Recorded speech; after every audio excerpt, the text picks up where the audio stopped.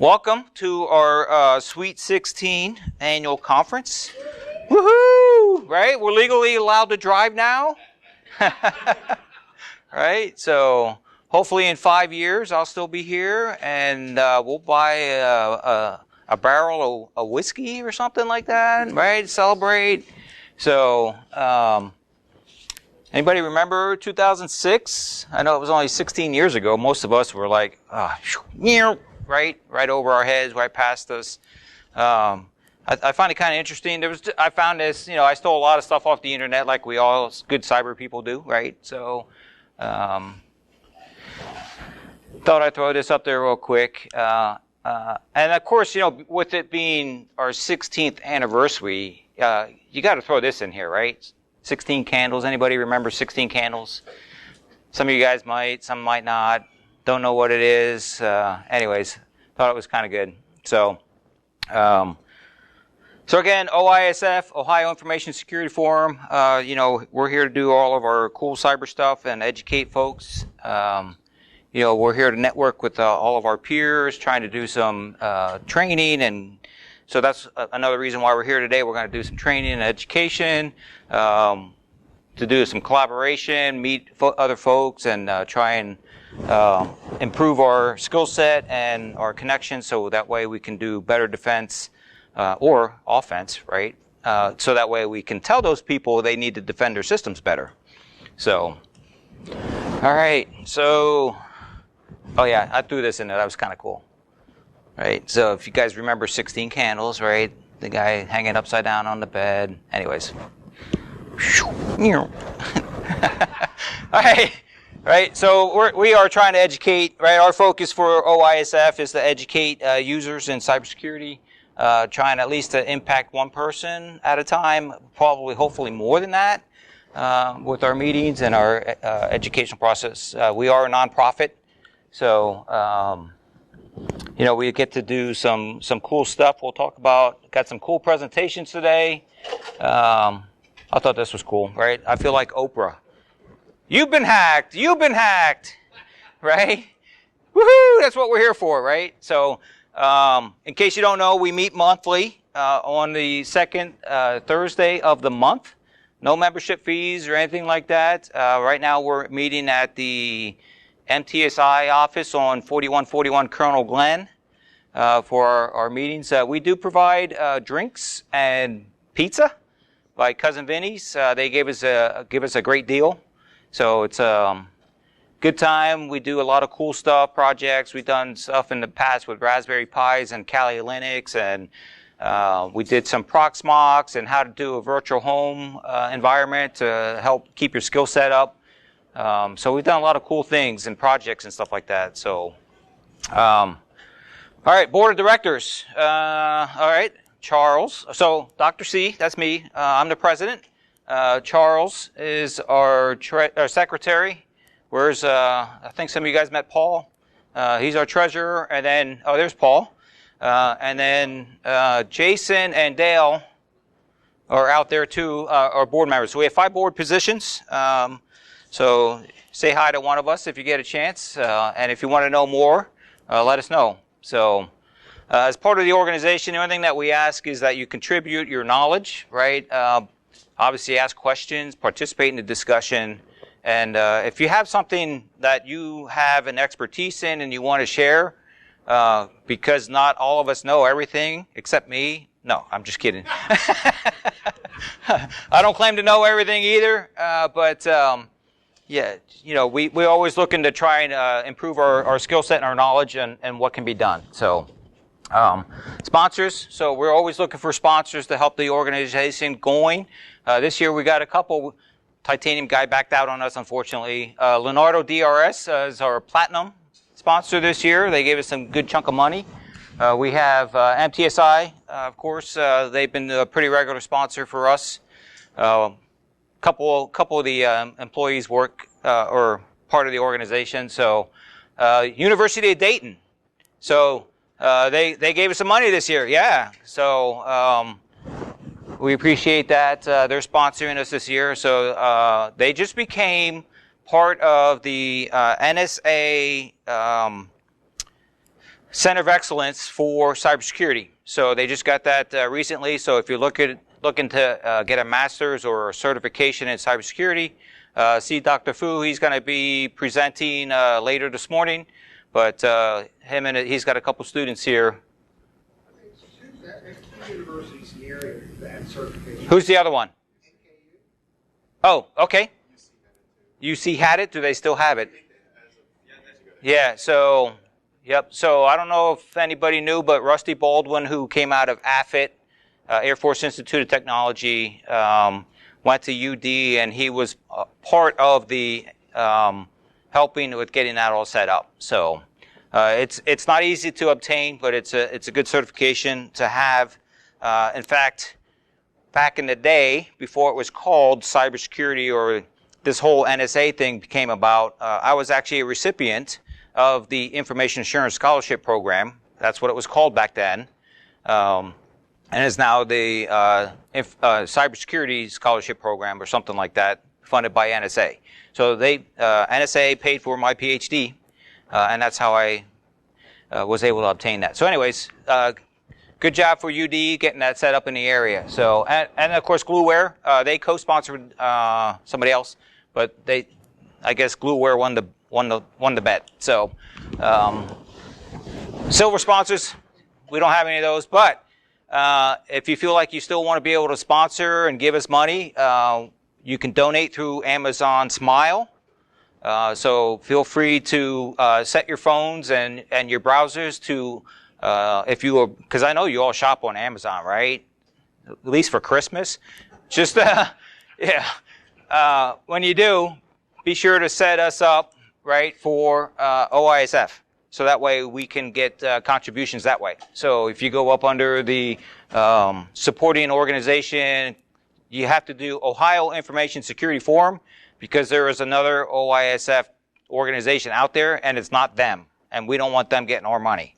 So, especially when you buy all that good computer stuff, the monitors and updated computers, those are donations that come to us. So, help keep us going. If you don't want to use Amazon, you can just give us money, right? So, all right. So, this year, unfortunately, we had to move locations. So, obviously, we're here at the Holiday Inn. Glass Etch Studio for some of the gifts that we have, and then of course, Cousin Vinny's they give, and it's only the one in Kettering, by the way, because the one in Beaver Creek won't give us the discount. I don't know why, but anyway, so they give us good deal on pizzas for our meetings. We have some special door prizes. Woohoo! So Mike's Car Wash, Dayton Dragons, and Cincinnati Reds. For the 2 baseball game venues, you get the game of your choice. Is that correct, Dale? So you get to pick the game. So, and what is it? You figure it out. Yeah, well, it's in there. So hopefully you get it, right? Social media, we don't do a lot of it, but we are on it. LinkedIn is more of our preferred venue because it's more of a professional environment. Twitter has, of course, it's going through a bunch of changes, so we don't know yet what's going to happen with that. So, and if you have questions, comments, and you want to reach out to us or you want to present, find out more about the monthly meetings, send us an email at info@ohioinfosec.org. So feel free to reach out to us. All right, so we have some meetings for the remainder of the year. And again, second Thursday of the month. So come out and join us, right, and get some free pizza.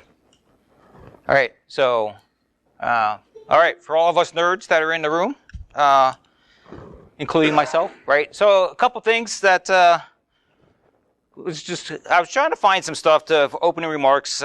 Usually we have other people maybe come up here and our sponsors or something like that say a few words, but Leonardo DRS didn't want to, and our other higher sponsor backed out. I was doing some searches, and it's funny, and these were just things that are happening in 2022. And you look at all these trends that all these organizations are saying, and a lot of them are the same, right? Automotive hacking, AI, mobile, cloud security, data breaches. How many times have we heard that in the news, right? And the list goes on and on and on. So you start hearing this broken record effect. and it gets frustrating sometimes. It's like, why are we still so bad at this in 2022? So, Forbes, their top 5, ransomware. What a shock, right? Been hearing that for how long now? 5G, well, that's kind of new. That's coming up. Of course, it's the new thing, right? Soon we'll be in 6G and 7G and whatever else, right? Online fraud. Wow, shocker there. Remote environments. Yeah. What happened last 2 years? COVID, right? Everything went remote. So not a surprise there. Gartner. Anybody familiar with Gartner and their stuff, right? And their quadrants and stuff like that. So their top trends for 2022, expanding the attack surface. Well, yeah, because we're connecting more things. That would make sense, right? Digital supply chain. I'm going to harp on that one for a minute, but not right this second. Supply chain, just keep that in mind, because you hear that a lot too. Cybersecurity mesh, I thought that was kind of interesting, but it's been around for a while. So they're just finding different ways to distribute and share the cybersecurity workload of the workforce. So they're using different venues and avenues and sensors to help do the cybersecurity and distributed decisions, right? So that way everything's not centrally located and you're distributing out some of that stuff. All right, Trend Micro, another one, right? Cyber criminals in the cloud, right? They're starting to use Amazon Web Services, virtual services to build their machines and stuff like that and do their attacks. So it helps cover their tracks and stuff like that. So, wait, what's that second one? Supply chain attacks. Wow, they said that too, huh? Zero-day vulnerabilities. We've been hearing that for a long time. Here's another one, connected car, right? That's, again, another repeating trend, right? So it's just, this is from the UK, the verdict, right? And what's that second one? Supply chain. Again, why are we having so many issues with the supply chain? Is it because people are, it's the great resignation is what they're calling it from COVID, right? People have moved on and they want to find new jobs. So the people that were working in the factories, they're like, I want a better job. I want to work from home. Well, you can't build those things from home. So the one I found interesting was the bottom one, cyber skills shortage. That's been an issue since way back when, right? Still trying to get folks up to speed on cybersecurity. It's amazing when I go out to do assessments and pen testing engagements and stuff like that. I've talked to other folks of the things that are not still happening or that should be happening in the IA cybersecurity field because they don't have the skills. So, and now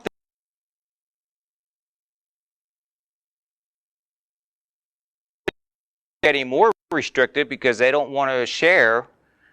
There was a period of time where things started to open up a little bit more for like how to pen test. And now some of that's, and how to do malware and reverse engineering. Some of that's kind of going back into closed channels and behind doors, and some of the knowledge isn't being shared.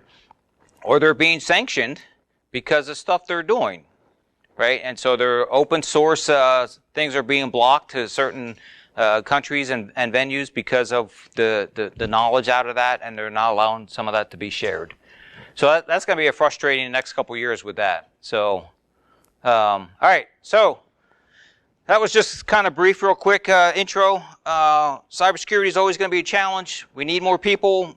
Bring your friends, get them educated so we can all do this and keep people from hacking our stuff. So our disclaimer, there's going to be a couple presentations. We do this every month. We have people that teach pen testing and reverse engineering and stuff like that. You try and do that out in the real world and you get caught, well, I would say don't call me, but actually I want to know first so I can laugh or find out, hey, that's pretty cool. Sorry you got caught, but we can't bail you out. So so don't do that. Get it in writing if you're doing a pen test engagement, so that way you have your get out of jail free card, and you don't get. And if you do get caught, you can say, "Oh yeah, I had authority to do so." So, all right. So today's agenda got a good lineup, right? Matt's gonna come down here and how to become an IR superstar.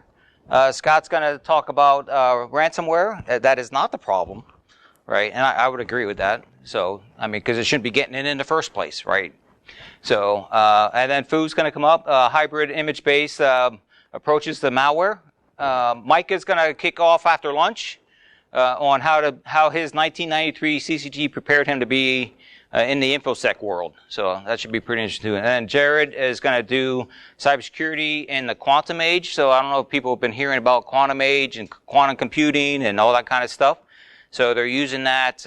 In fact, NIST had an announcement the other day about there were certain crypto algorithms that are not cracked by quantum computing. So we're going to take a break, do a cake cutting ceremony. And then Daryl's going to wrap it up with his enterprise IoT deployment. I'm not going to spoil that, but it's a big-time vendor that they did some pen testing engagement and IoT work, and should be pretty interesting. So, all right. Oh, speaking of supply chains, right?